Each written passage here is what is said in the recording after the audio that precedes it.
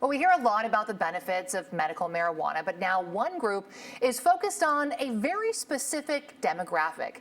Joining us today from Ellementa Marin is Sherri, Matteo. Thank you so much for joining us today. My pleasure. And your group is focused on menopausal women and the benefits of medical marijuana. Why? Well, because medical marijuana can really be of benefit in perimenopause and menopause. Cannabis can help with things like anti-anxiety, insomnia.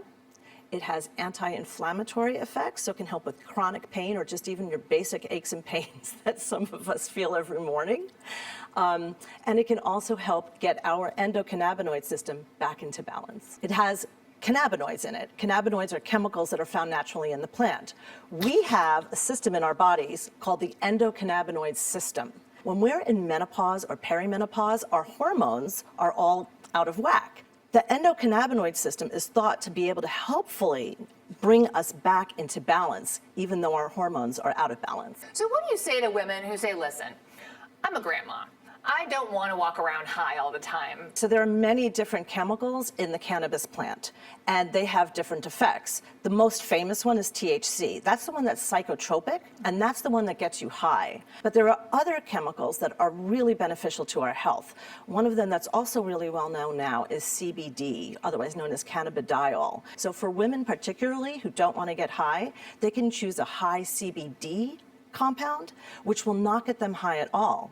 Or if they do want to get some of the benefits from THC, because THC is beneficial in other ways than just being psychotropic, they can do what we call microdosing, which is taking very small amounts throughout the day just to get your system in balance. Now, do you need a prescription from a doctor, or should you work with a doctor before experimenting with this, specifically for menopause? That's a really excellent question, and it's quite frankly a difficult one to answer.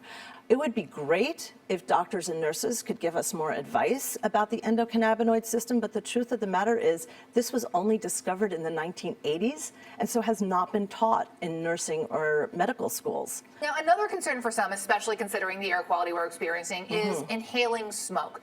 We know that smoke is a carcinogen. Do folks who use medical marijuana for these purposes need to actually smoke it? No, absolutely not. Cannabis is available in so many different forms at this point. You can have tinctures, you can have edibles, you can smoke or you can vape, and vaping and smoking are slightly different. The reason why people smoke cannabis is because in the raw plant itself, THC is not present. THC is present in a precursor form. It doesn't become THC, the psychoactive component, until it's heated to a certain temperature. So smoking it heats it, turns it into the psychoactive component, which makes you high.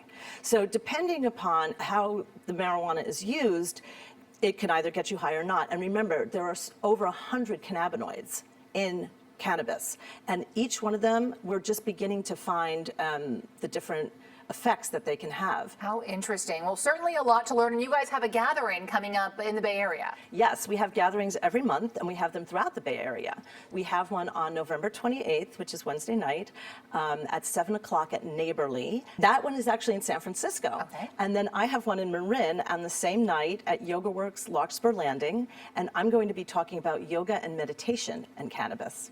All right. Well, thank you so much for joining us today. We learned a lot about cannabis and medical marijuana. Thank you so much for your time. You're very welcome. Thank you so much for having me.